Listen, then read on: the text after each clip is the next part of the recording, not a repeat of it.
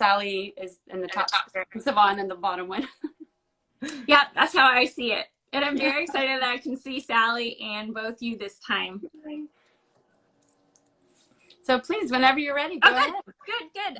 Welcome, Sally. I'm so excited to chat with you. I have a son named Benjamin, so your book about Benji really kind of spoke to my heart. I wanted to start, if you could share a little bit about the impetus for each book. They're all, the three books are so different. So I would love to get a sense from you about kind of why you wrote each one. Oh, thanks. Yeah.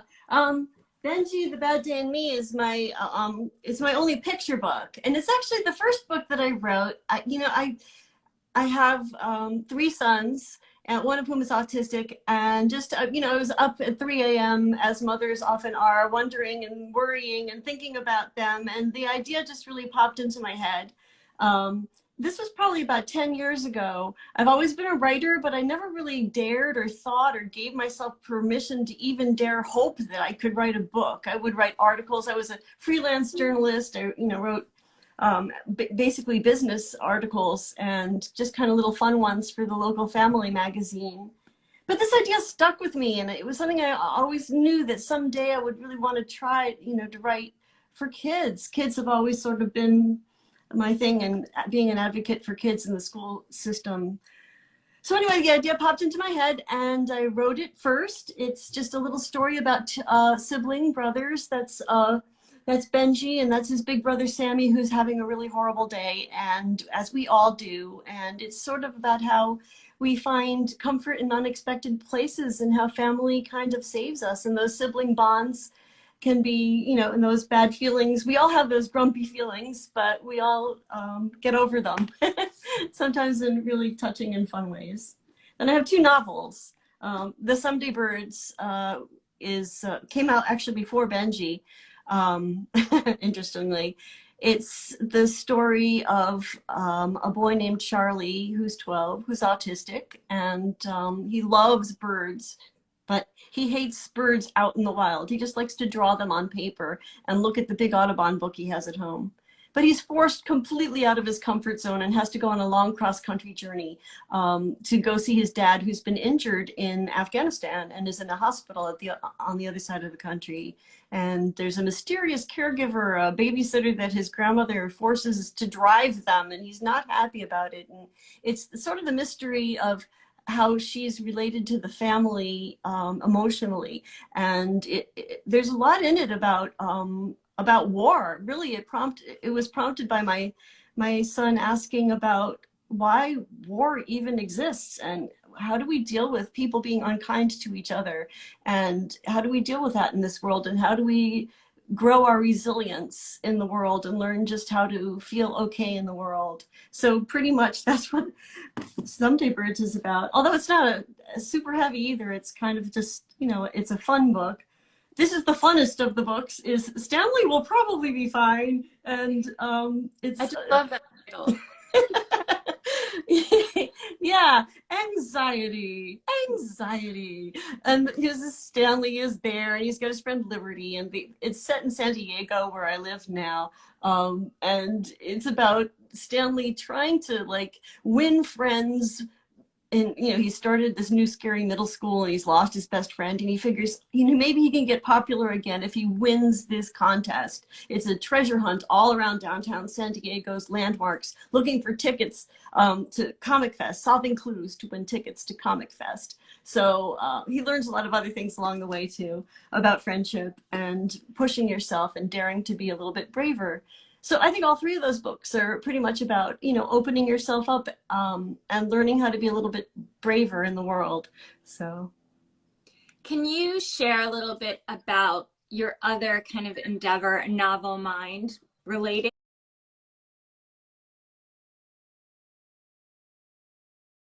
But tell us a little bit more about that and how kind of why you started it. Yeah, A Novel Mind is a website resource for exploring neurodiversity and mental health issues in children's literature. And I have a writer friend, Miriam Saunders. She's also a licensed therapist and somewhat of an ADHD expert, as she is neurodivergent herself, and ADHD is what she helps a lot of families and kids with. So knowing that these neurodiversity was both of our real, something we felt so passionately about, we would have these conversations about books that we would see. And this is going back again, you know, a number of years. I think the situation is different now where there's so many great books.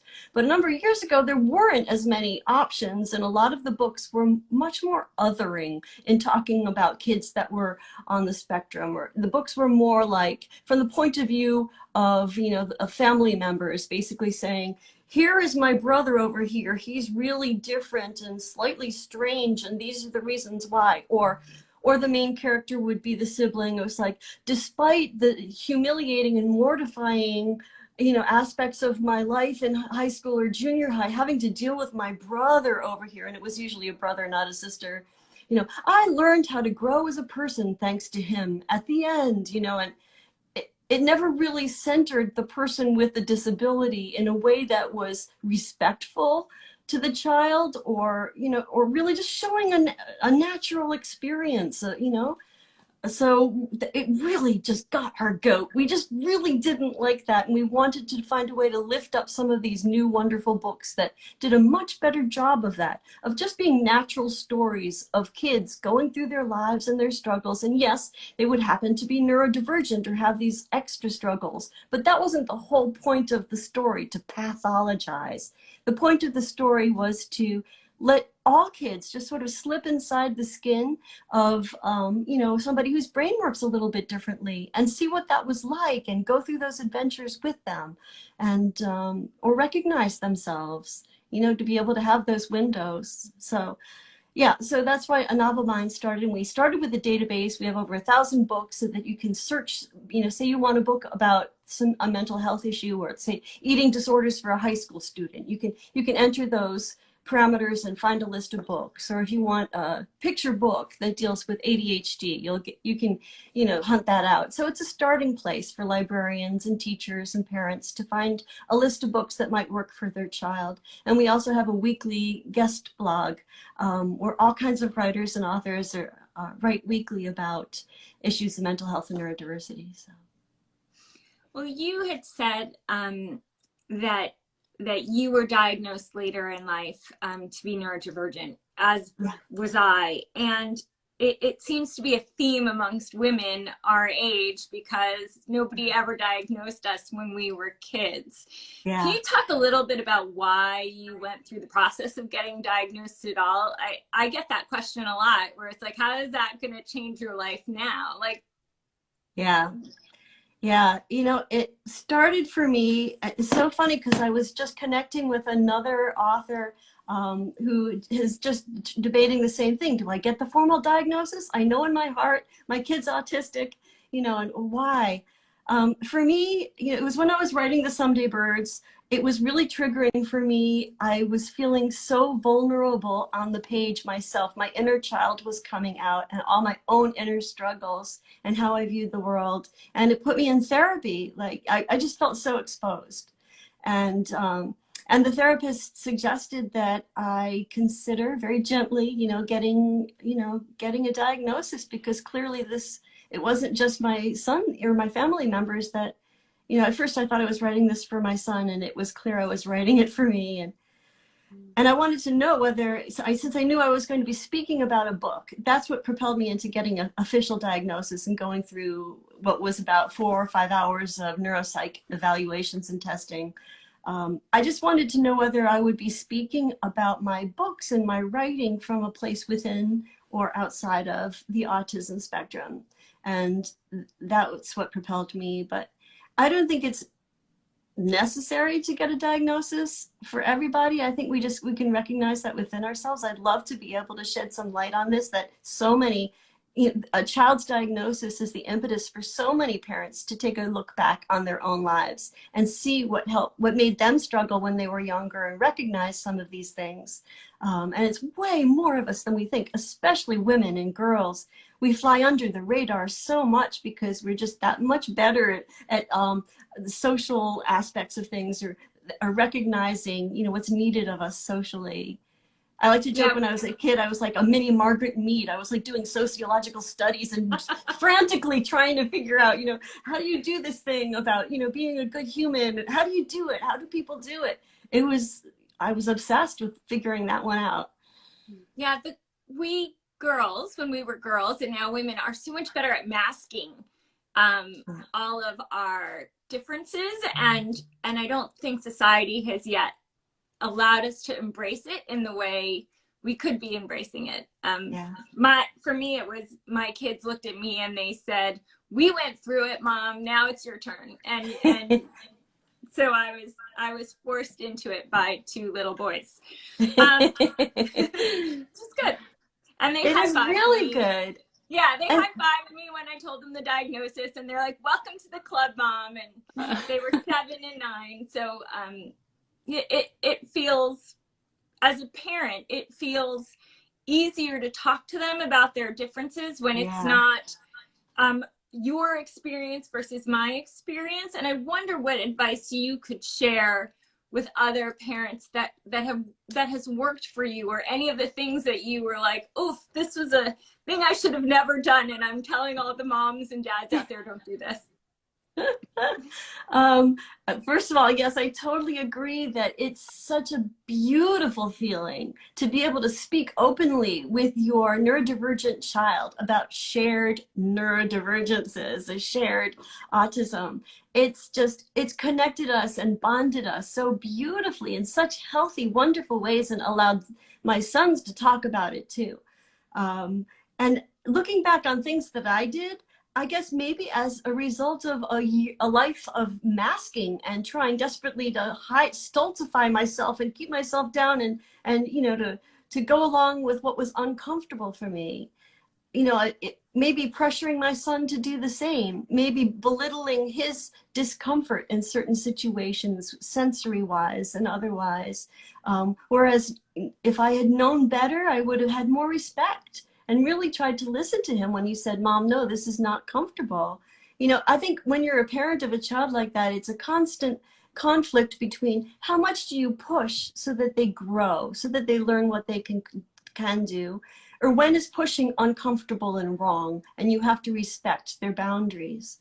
So it's that constant tug of war with, how much. So that's just something to consider. I think if you're aware of it, it'll just be a little more helpful. And maybe another thing is just how much really is sensory related. So much inexplicable behavior where it's like, why can't they do this? It is legitimately sensory related so much of the time. I know it is for me, and I never would allow myself to think that. And now I'm so much more aware of that. Yeah, I think that's one of the benefits of the diagnosis, that you can forgive yourself for the things that in the past you may have been like, "Why can't I do this?" There's, that's a weakness in me, and now it's just part of the way I'm different. Yeah, exactly. You spoke earlier about how, 10 years ago, there weren't a lot of books about neurodivergent characters and showing them in this positive way. Can you give advice to other authors or people who want to write children's books about characters like this? Like, it's a hard process to get a book published at all. Yeah. Talk to us a little bit about how you've been able to do it 3 times. Well, I think it's the story that comes first. I think if you're writing about something that is passionate to you, that is really a story of your heart that you really care about, that is the most important thing. And it doesn't really matter what that is. If that genuine passion isn't there, if you're trying to craft a story because you've heard that this is popular lately, or maybe kids would respond to this, and you're trying to just sort of supply that without your heart burning with the desire and the love to share something, then it's never going to come across as well. I think that just has to start there, where you are just burning to share some thought, some themes, some idea. It's really grabbed your heart and grabbed your soul, and you want to share it with children. That's what's going to drive you to making your book have the best chances for success. And the rest is craft and revision and work and luck and all of that. But I think that really just has to be the starting place, your own unique soul and self saying, this is my story.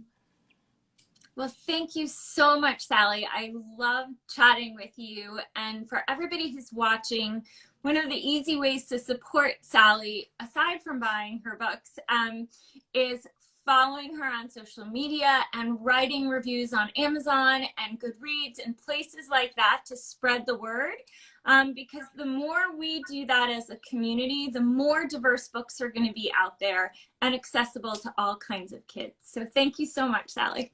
Oh, thank you so much. And thanks for all you do. You guys are awesome.